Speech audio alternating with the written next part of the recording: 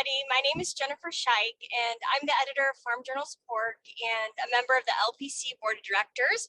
And along with Angie Denton, who is stationed by the barn, we enjoy helping co-host Coffee and Collaboration each month for LPC, basically trying to create an opportunity for our members and also an opportunity for new people to find out what LPC is all about, and to just have a chance to interact and network throughout the year and learn from some of our friends and colleagues in the industry.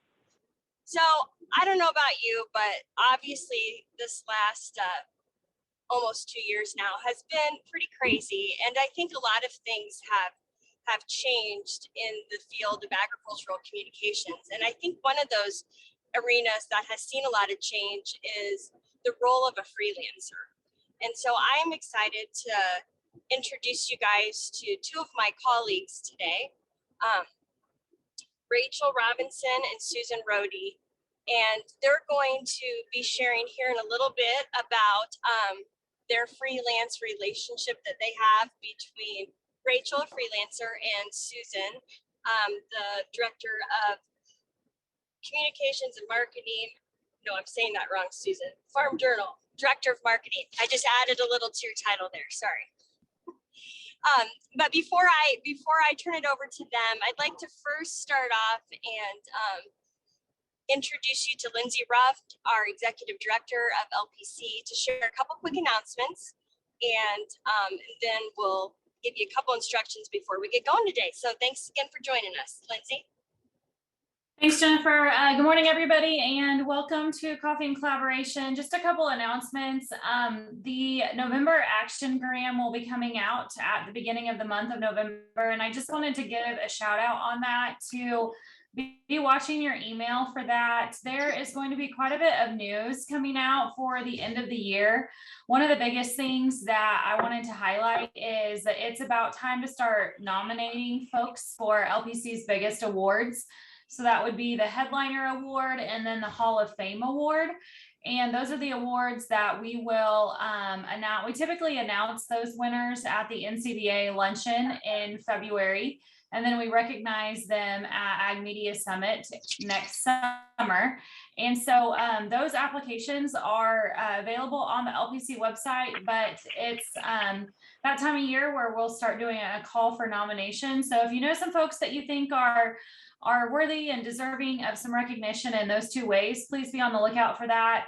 A couple other things we'll have in the Actiongram too, some other big news. So just be on the lookout for that, and consider this your first reminder that it's time to start thinking about getting some nominations in.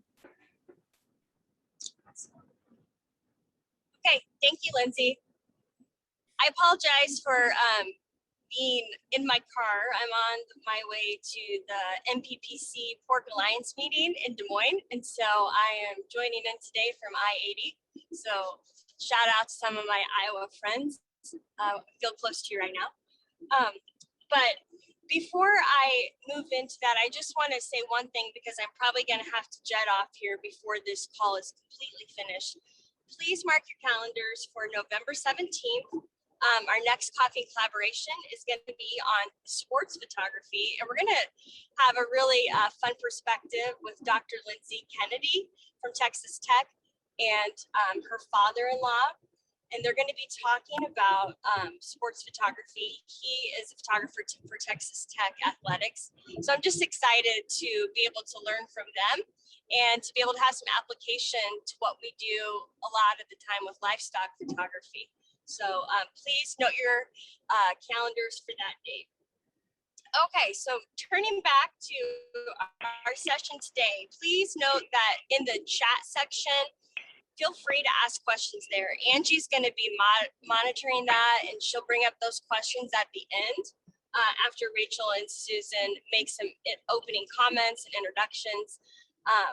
So we'd love to get your perspectives and your questions there. And with that, I'd like to turn it over to my colleagues and friends to share a little bit about how freelance roles are being reimagined in today's workplace, and I'll let them introduce themselves a little bit more. Thanks again for joining us.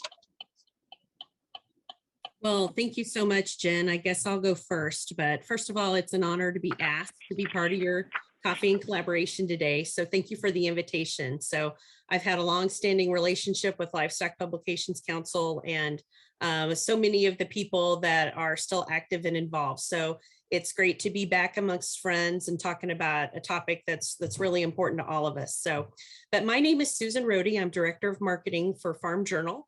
I've been with Farm Journal for just about 3 years, but it humbled me a little bit last night to think about the fact that I've had almost 30 years of experience in public relations, communications, and marketing. And I've worked in that time, both inside and outside of agriculture, but two of the constants that I've always had is working with in a B2B scenario. So B2B communications or marketing, and also working with freelancers has been part of that through all of that time too. So that reflection was interesting for me as I prepared for this. But a little bit about me, I've worked in just about every area and with everything from writing and editing to photography and production to event planning and execution. So you name it, I've done it all. But I am stationed out of Farm Journal's office in Lenexa, Kansas, which we haven't been in for many, many months. But so working from my home, what I think maybe permanently now, it's hard to know, but in Northwest Missouri, where I live on a farm with my husband, Jeff, and two sons, Isaac and Gavin, and we raise purebred Angus and Hereford cattle up here. So very connected to the livestock business and always have been. But that's a little bit about me. I'll let Rachel introduce herself. Hey, everybody. Thanks again for having me at the LPC meeting. Appreciate it.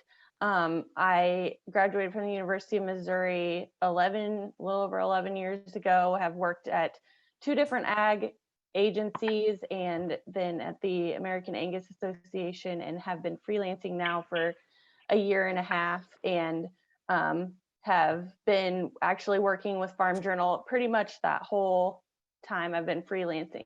So I'm excited to talk about how we work together and how we make this situation work for us.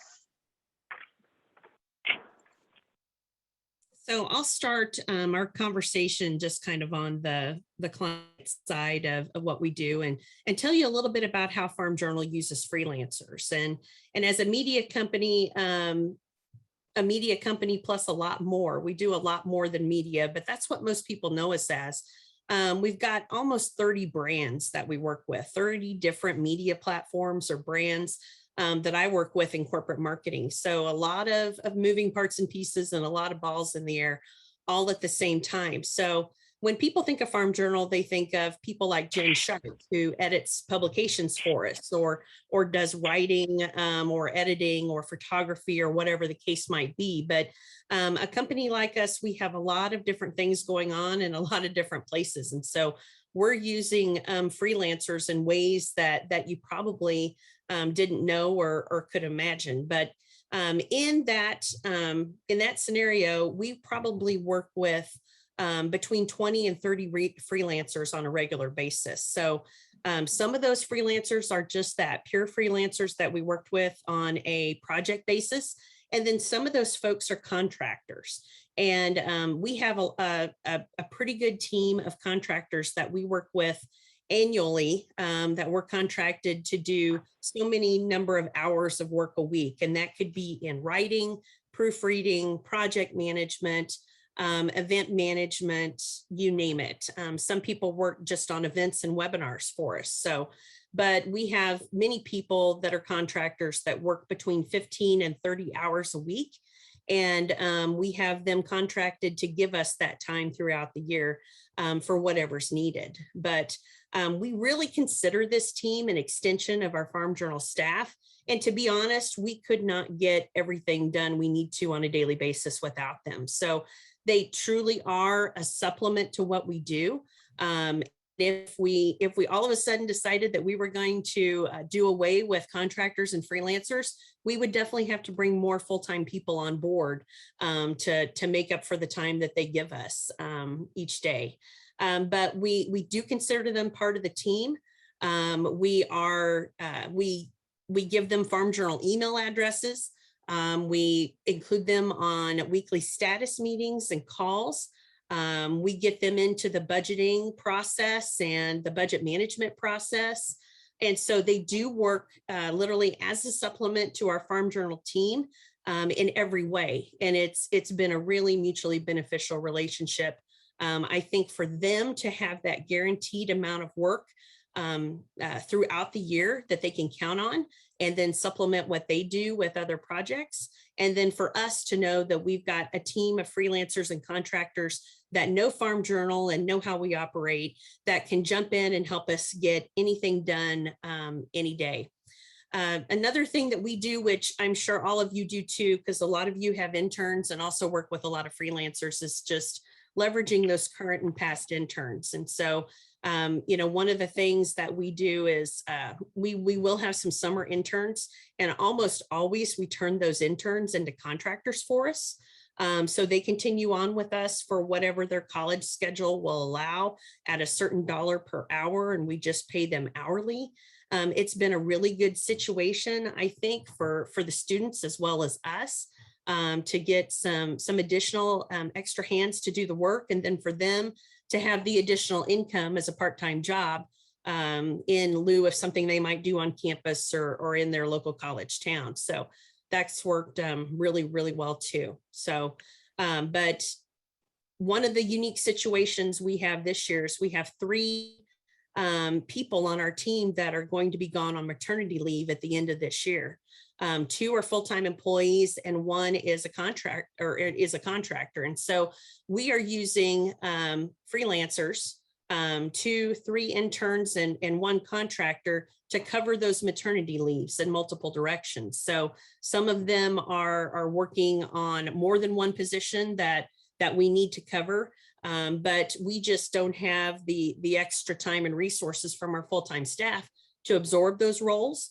And so we've brought on fall and winter interns and contractors with extra hours to cover that. So those are a few of the ways that we're using contractors and interns and freelancers to help do what we need every day. And so why it works for us is very simple. We can pick and choose the experience, the expertise, the skill sets that we need for any given point in time. And for example, we may need writers more than anything, or we may need project managers more than anything. Sometimes we need proofreaders more than anything. So, having the flexibility to go get those skill sets, and whether it's a current college student or someone that's in retirement that has a career of expertise and experience in what we're needing to do, we can really pick and choose those skill sets for what we need.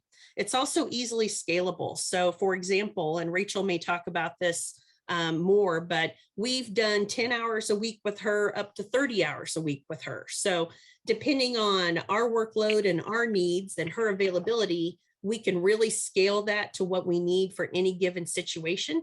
And it helps both of us plan ahead and understand from a budget standpoint and a workload standpoint, the resources we need to keep all the balls in the air and keep going.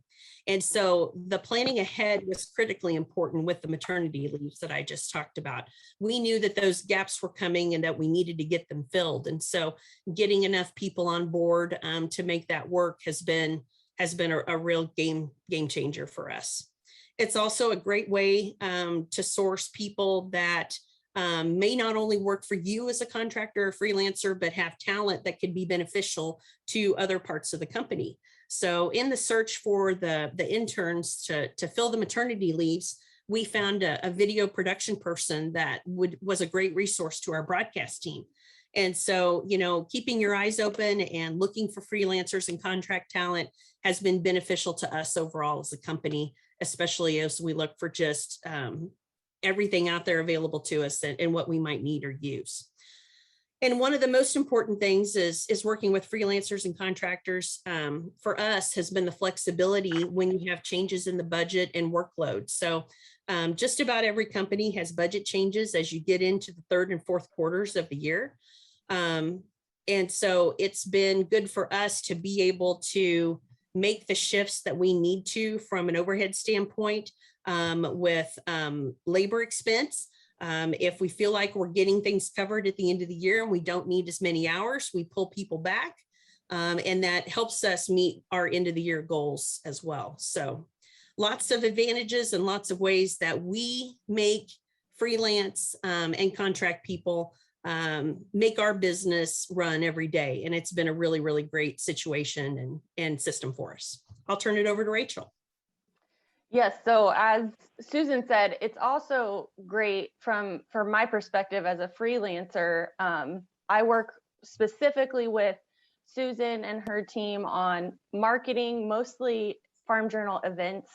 There are several, there's a new one coming up next year. So working a lot on promoting those events and marketing those events to the right audience and working with her team every day. So like she said, I've had a range from 10 hours up to 30 in the last year and a half. And it's a really great foundation for my freelance business. And I feel like it would be a good foundation to be a contractor for any freelance business, because it gives you that number of hours and pay that you can rely on. I'm married to a banker, so he likes to know that there's like a specific amount of pay coming in each month so that he can kind of plan our budget.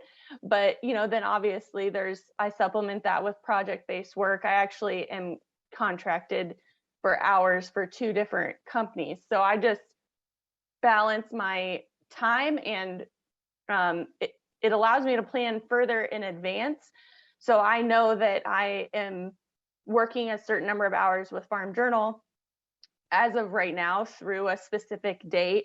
And then as we get closer to that date, then we will, talk about what the needs are moving forward. So it allows me to plan a little bit farther in advance versus, projects come in and you get them done and then they go out, and you can't always plan on when those when that project-based work will come in. So it, helps me plan. It's a good foundation to know that I've got X amount coming in each month. And then, it gives you the variability that, people would like with freelancing. You have project-based work, you have contract-based work in specific areas, and it gives you that variability with some level of predictability. So I know roughly what, for example, for Farm Journal, I know roughly what events I'm marketing between now and the spring, and can kind of plan that out, but still have that variability in work. So freelancing can also be kind of lonely at times because you don't have people that you work with and talk with every day. And having some contract-based work means that I'm plugged in to this team. We have Skype where we are chatting during the day. And so it gives me a sense of belonging to a team. And that's that's a nice feeling when you work mostly by yourself, to just have people that you can talk to, that you can develop a relationship with, similar to how you would at a full-time job. Obviously, it's, a little less time spent with those people, but it can make you feel like you're a part of a team and you've got other people beside you working with you. So we're going to talk about how we make it work from each of our perspectives. I'll let Susan kick it off from her perspective. You bet. So making it work, it's a two-way street, there's no question. And so without good communication, nobody wins in the freelancer contract game. You need to set the parameters, up front for kind of expectations and what's needed, and then talk about how things are changing. Keep your freelancers up to speed with changes going on in your organization so that they understand, hey, I think that we're going to postpone this event, or we're going to change it, or we're going to take it virtual instead of in person, or whatever the case might be. So because what they do for you, it impacts all of that. And so communicate all the time. We do communicate with all of our contractors and freelancers on Skype, which we use for instant messaging. And so in addition to email and text, we're always talking on Skype and have a lot of group chats. And so lots of communication back and forth, where we're continually pulling our contractors and freelancers into conversations so that they can keep up to speed and know what's going on. So another thing is we found that we've got to include these people because we rely on them so much. We've got to include them at all the critical steps along the way. And the sooner that you can, the better. Even if it's for a 15-minute, just kind of status update call to kind of let them know the direction that the project's going before they're needed on it. But they can be involved in the discussion around how the project's set up, or what the objective or what the audience looks like. And so that helps them serve you better down the road. So to know those things and keep them involved in those critical steps so that they can be a true partner to you is my best advice there. Set those expectations up front so that they know exactly the type of work that they're going to be doing and how fast paced it's going to be, how demanding it's going to be. If there's times that they're going to need to be more available to you than others, if there's going to be quicker turnarounds than our usual, those things. So I think having those expectations met up front and understood by everybody is really, really important. And then when you're bringing on a new freelancer or contractor, onboarding is key. And Farm Journal is very unique in that we have a lot of systems and processes that we use for all of our project management and execution. And so jumping in and understanding those systems and some of the programs that we use to do that is really, really critical for survival as a contractor.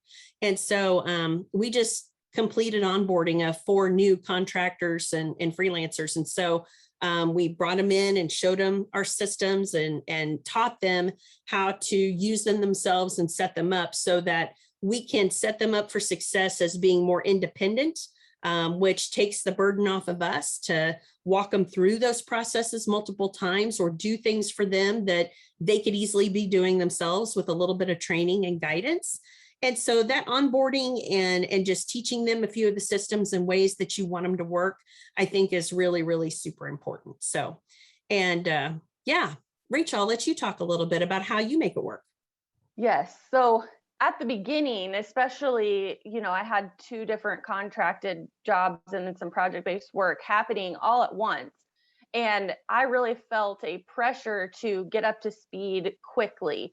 As a freelancer, you are not, they could always go find another freelancer. So to add that value, you need to get up to speed quickly.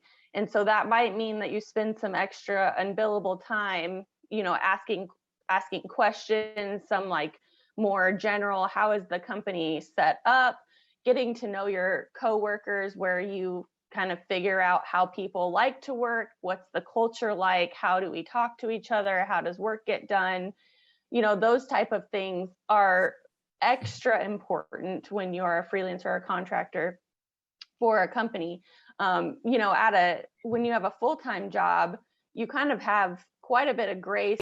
I always heard that it takes 6 months to a year to really get ingrained in a new job. And as a freelancer, I feel like you've got about a month that you really need to get your arms around what you're doing, what the company is expecting, and make sure that you deliver on that.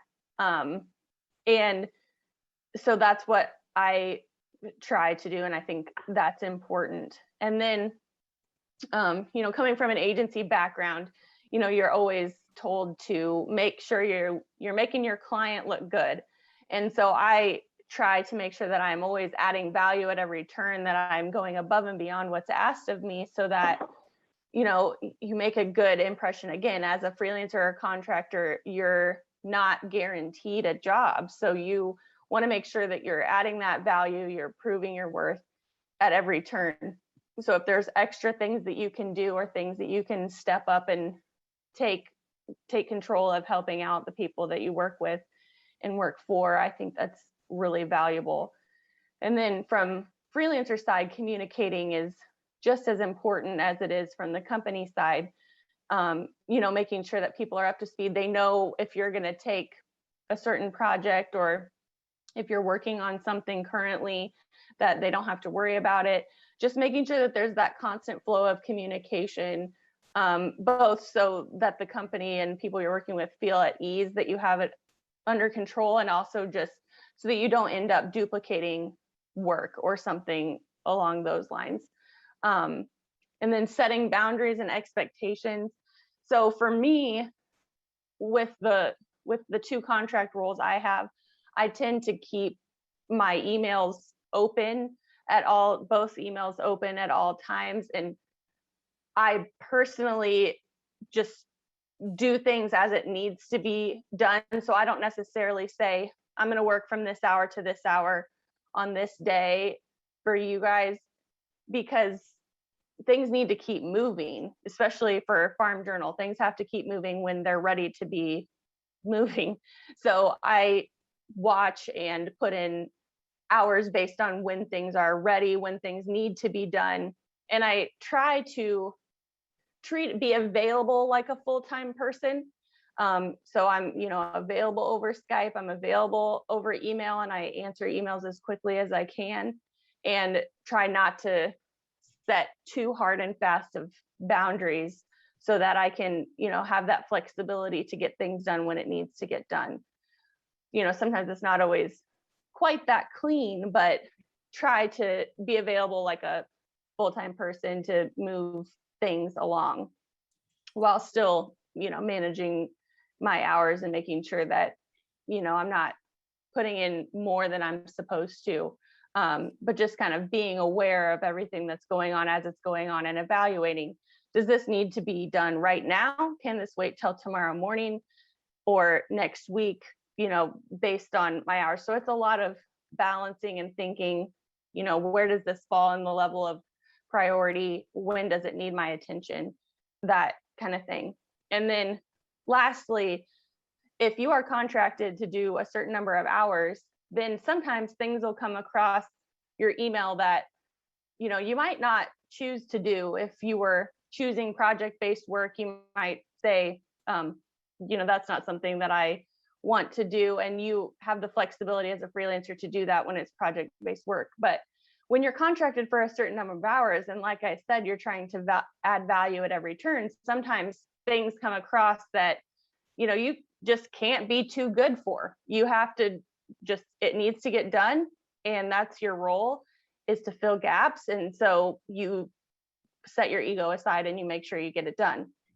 So I've found that to be really important, because I can't just say, well, I'm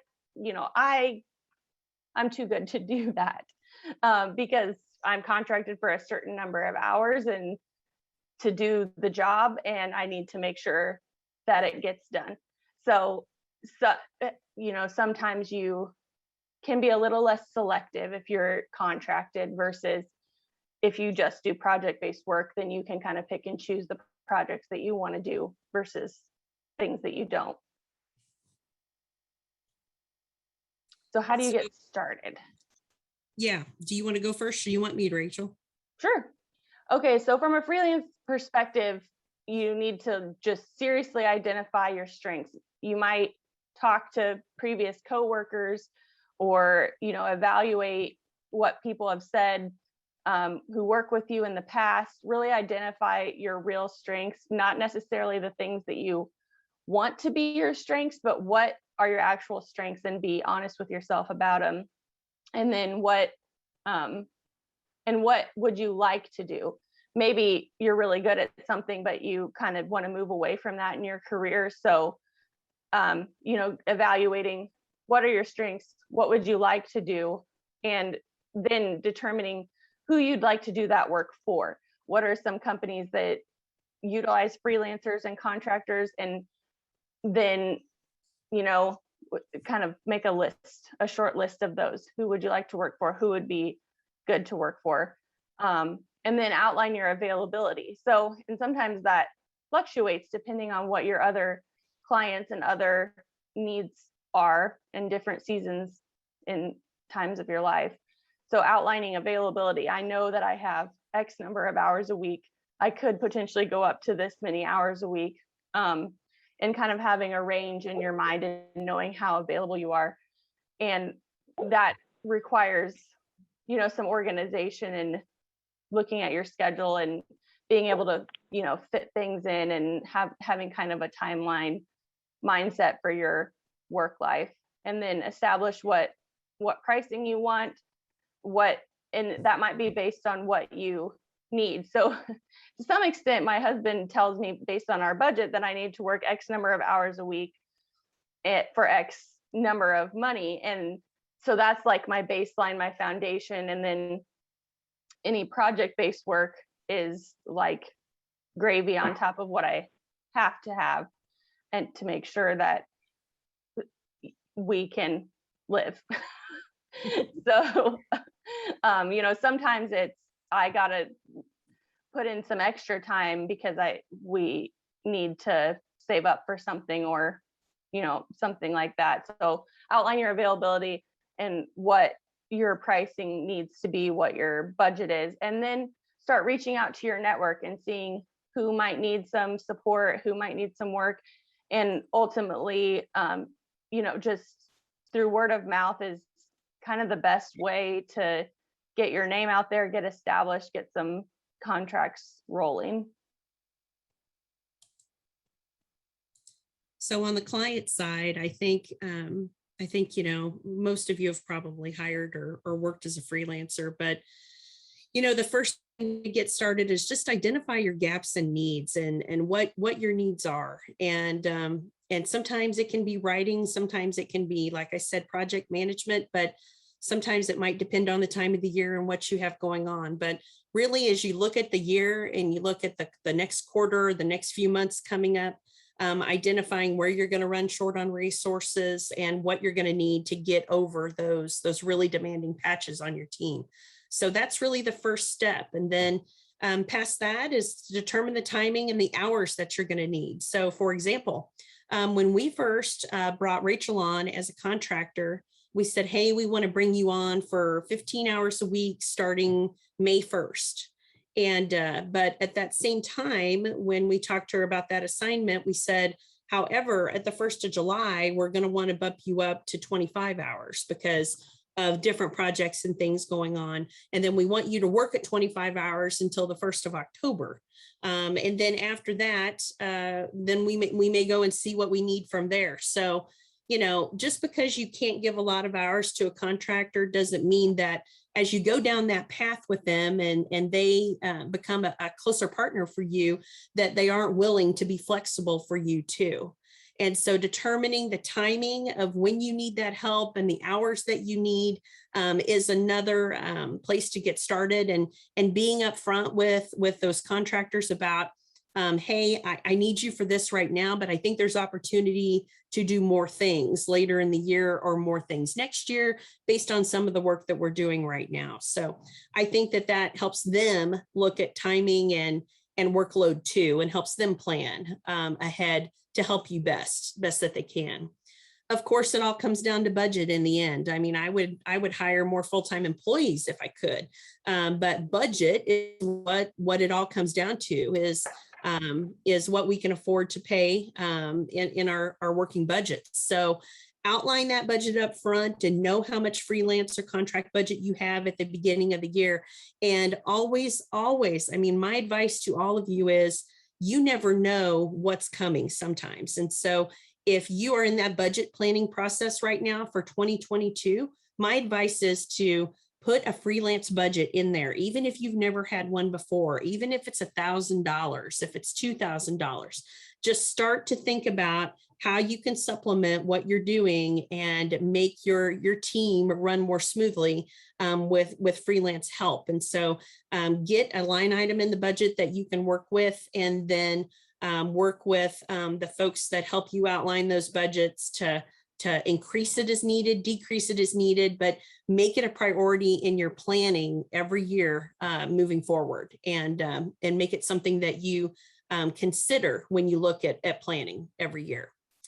And then, I mean, really one of the biggest things I think about success with working with freelancers is prescribing the expertise and experience that you need for the job. And so my very first experience working with the freelancers when I was with American Angus, and I worked with a retired advertising creative director who helped us outline and write and concept our advertising campaigns. And, you know, he brought an entire career of experience to the job. And that job, I needed an entire career of experience because he was really leading that creative process. And so, you know, you look at someone at that level of experience, and sometimes that's what you need. But from that first freelancer that I ever worked with to the last one that I hired just a few weeks ago, which would be a college student who I'm giving 20 hours a week as an intern. And so, you know, a very bright, capable young lady that can do a lot of things, but she's also doing a lot of the lower level work to get some experience on how systems and teams work together, and just that overall project management experience. So, you know, understanding what you need and prescribing that expertise or experience to the job is super critical. And sometimes for us, that comes down to social media experience. That's one thing that we use a lot of freelancers for, is trying to find ways to cover the social media demands, which, let's face it, have been piled on top of people that are already fully employed. At Farm Journal, our editors carry a lot of the social media load because our social media accounts are tied to our brands, and our editors are really the brands of those publications or those media platforms. And so someone like Greg Henderson, who is our editor of Drovers and has been for a long, long time, Greg got the burden of establishing the Drovers social media presence, but you know, he has a magazine to get out too. So sometimes bringing on that extra help to help with social media has been really critical. Also finding people that not only can write or edit, but also have a little bit of graphic design expertise and can use InDesign so that they can develop those social media graphics, or they can jump in and they can do a marketing sales sheet, or they can, if they have experience in WordPress, they can maybe jump in and help make edits to websites as needed too. So really finding people that have a wide range of expertise and have some experience in the things you need is critical. And then once you find them, they're part of your stable forever and trusted partners. So that's how I would advise getting started. Well, Rachel, have we said it all? I think so. Maybe. Yeah. So the one thing I want to say is that, you know, working with freelancers like Rachel is just a joy, you know, because they bring new life and new ideas and new perspectives to our team. You know, the rest of us that work full-time for Farm Journal, you know, we've become very familiar with each other, and we've kind of tried the tricks and you know, the ideas that we have, and we get kind of in our little rut a little bit. Well, when we bring in a contractor like Rachel or others, they bring new life and ideas and perspectives that I think just overall improve everything that we do. So that's the biggest takeaway for me when working with folks like her. So I think from my perspective, it also gives you so much more experience faster. Like at a full-time job, you experience that full-time job while you're there, and you get a lot of depth of experience. And as a freelancer, you're absorbing multiple companies and their cultures and how they work, and different types of work, and doing different types of things. You know, I do a wider variety of things now than I ever have in my career. And I feel like it is a big advantage for me too, to be able to work with a lot of great people and learn from a lot of people, maybe more people than you would at a full-time job. Well, thank you so much, Susan, Rachel. We do have, Rick has a question. Discuss the importance of billing to a client's accounting department needs, detail, accounting codes, etc. Well, Rick is one of my favorite lifetime freelancers. So, hey, Rick. I've worked with him a lot too down through the years. So, but as most of you know, that deal with an accounting department, all the I's have to be dotted and all the T's have to be crossed. And so making sure that invoices are as itemized as they can get, especially if you work on multiple projects or multiple jobs, and if those projects are billable back to a client. We do have a lot of contractors that work on client billable jobs for us, custom service type jobs that we do for agribusiness companies and partners that we work with in the marketplace. So understanding the billing codes and the job numbers and the billing processes, and then trying to itemize that as much as possible. I think that, as long as you can include that in a way that makes sense to everyone. And I think part of the battle there is just asking, what does my invoice need to be? Is what I'm submitting working for you? Is there a way that I can make it easier for it to get through the system? Because the easier that your invoice is to get through the system, the quicker you're going to get paid. That's the honest truth right there. So that would be my 2 cents on that.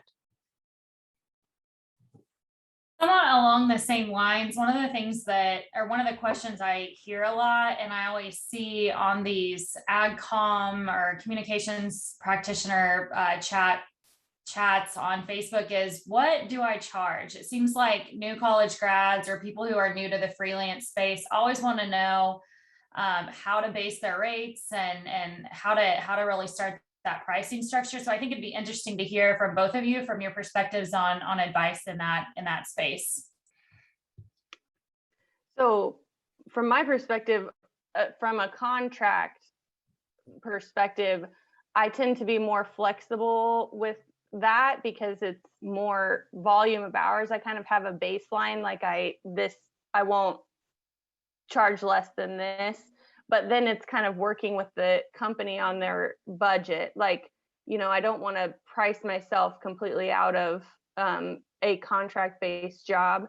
Project-based work, I tend to think, how many hours will it take me to do this, and kind of backing into my pricing from there, and knowing what someone might be, balancing what someone might be willing to pay versus what you might be worth for that job. And I think, as honestly, working at agencies in the past kind of helps me think through budgeting as a freelancer and estimating projects. So from my perspective, working with freelancers, I've paid freelancers and contractors everything from $15 an hour to $200 an hour. And it kind of comes back to that point that I made about prescribing the right experience and expertise to the job. And so, it's all over the board. And Lindsey, that's the toughest question. It's almost as tough for for us on the client side as it is for Rachel on the freelance side. What is the right amount to pay? What can my budget bear? I want to pay enough that I get an experienced freelancer that's going to bring me the skill sets that I need. But at the same time, I've got to consider the amount of workload I've got to get through and the amount of budget that I have to get through that. So, but one of the things I want to bring up is just thinking about maybe, and we've done this with several contractors, is different rates for different things that they do. So for example, we may pay a contractor, a certain amount an hour for writing and editing, but then for proofreading, we pay them less for that. Or for helping us keep status sheets updated, or working with different project management systems for more administrative work, we pay them a different rate for that. So also don't be afraid to say, hey, I want to pay you for the high skilled things that you're doing, but I also need to get some of these things done. And so if you're willing to do those at a lesser rate, it could be a win-win for both of you. So definitely keep that in mind. Yeah. And sometimes I think, you kind of start out and you kind of just throw some spaghetti on the wall and see if it sticks. And then you can kind of go from there and, go up or go down based on how you feel like it's working for you. And it part of it is just trial and error, unfortunately. Yeah, from the executive director standpoint of LPC, I hear from quite a few college instructors or faculty that tell me their students watch these coffee and collaboration, this series, and a lot of times it's the recordings, and I'm trying to do a little grunt work for those college kids who I know might want to be freelancers. It seems to be, in at least the ag comm field, one of the most sought after job types, or one of the job types that students are interested in the most. But I think hands down, one of the things I hear the most is how you get started and how you know what to charge or what to evaluate in terms of a free, those breakdowns on prices. If a student is going to look at it and think, well, I think I should be paid more or less, or how do I evaluate that, especially when they're first getting started. And the other thing that I always hear is, students want to know how they evaluate those pricing and then how to get started in doing it. So I do appreciate your standpoint from that, or your comments that you had on that earlier. And I think you also have to consider how much experience you have and how much value are you going to be adding to the company. So you would be charging less straight out of school than you will, years into your career. And, don't be afraid to reevaluate that as you go along, as you get more experience. But, I think you have to just kind of evaluate what are people willing to pay and what kind of skill set are you bringing. One of the questions Julia asked on here that kind of ties into this discussion is says, for longer term freelancers, any advice on how to raise rates and asking for an increase in rates as you get more experience and you are adding more to a company? So how do you do that? I think that's a good question, and it's relevant. And, it's just like anyone who's fully employed, you expect to get some kind of a raise every year, or you hope that you'll get some kind of a raise every year. And I don't think that contractors or freelancers should be any different. So, once you get your foot in the door and I think prove yourself to a client in the freelance area, I think that just having that open conversation, maybe at the beginning of the year, or when you know that they're doing budget planning and kind of that September, October timeframe, say, hey, as I look at my contract going forward with you, I'm looking at, a $5 increase in my hourly rate for what I'm doing, hoping that that's something you can fit into your budget, and we can, go forward with that rate as of this date. And as a client, and the way that you value experience and relationships with freelancers, if that's a trusted partner that I've come to rely on in getting things done every day, that $5 an hour is not going to be a big deal. I'll find a way to make it work. If it's someone that I've only used once or twice, I may say, okay, that's more budget than what I probably really have based on the hours that I need. And I think I can find someone else to do it. So I think that conversation is unique in your, the term of your relationship with that client, the things that you're doing for them, and the value that you feel that you're bringing to them, and what you think they're willing to do to keep you on board.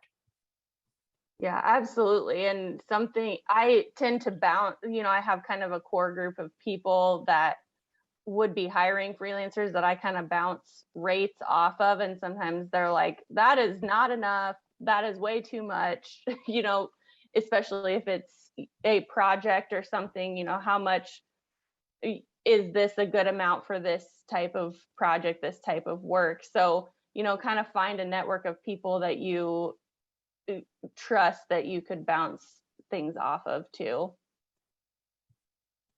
We have one more question on here. How does one get started in doing freelance work? How do you get your name out there? How do you reach out and develop a freelance business?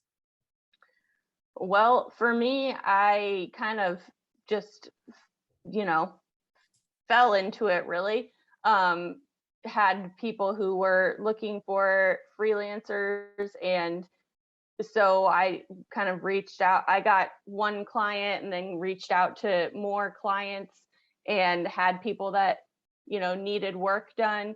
Really it's about networking and building relationships with people. And then I made it a point. I had a physical portfolio from way back in the day. We didn't have website portfolios back then. So I made sure that I made a website for myself that I could share with people to show work that I'd done, and then reaching out to my network, finding ways to connect with people, finding out. And then really, like, every opportunity, every time you talk to somebody is an opportunity to get more clients, do more work, and developing those relationships with people. And then if they need work in the future, they can always find you, know that you're available. I want to chime in just on one thing on that. And I think for especially, if you've been in the workforce for a while and held a full-time position somewhere, I think it's a lot easier to establish a freelance business than it is if you're just coming out of college and hoping to make a go of it as a freelancer. I think it's critical as a new college graduate to take a full-time job and find out and learn more about how to work with a team of people, how to handle office culture and company cultures. You're going to learn more about budgeting and the budget process of a client and how they look at those things. You're also going to learn more about meeting deadlines and just taking direction and being mentored by someone. So because, as a really young, maybe more inexperienced person in your career, I think that someone looking to hire you as a freelancer is going to be more willing to do so if they know that you've performed well in a full-time position, and they can maybe talk to a former, manager and say, hey, how did Rachel do when she worked for you? And, was she, is she a good writer? Is she a good editor? Did she meet deadlines and do those things? I think just having that full-time experience to just create that foundation on, even if it's just 2 or 3 years, is super valuable. And then that also gives you an automatic network to start working with. So, because not only do you have those folks that you've worked with, but, as people leave and change jobs and take on new roles in the industry, they start to, your network just grows and expands exponentially. So I think that that's a really critical piece of it. Absolutely. And I would even say, and I feel like having multiple agency jobs really prepared me to be a freelancer. So if that is an end goal for you, is you really want to be a freelancer, I would encourage you to look into agency jobs, because you have to bill your time and be accountable for a number of hours. You are servicing clients and you're getting work done. So, I feel like you're working with different clients, getting used to different types of client cultures in addition to your agency culture. I just feel like there's a lot of crossover and value from having an agency job, and that translating to being a good freelancer. Any other questions? Hey, Angie, I'll just quick jump in here and mention, I dropped the link for LPC's freelancer contractor membership. We have some information on our website. That's a new membership type that was just approved here in about the last year.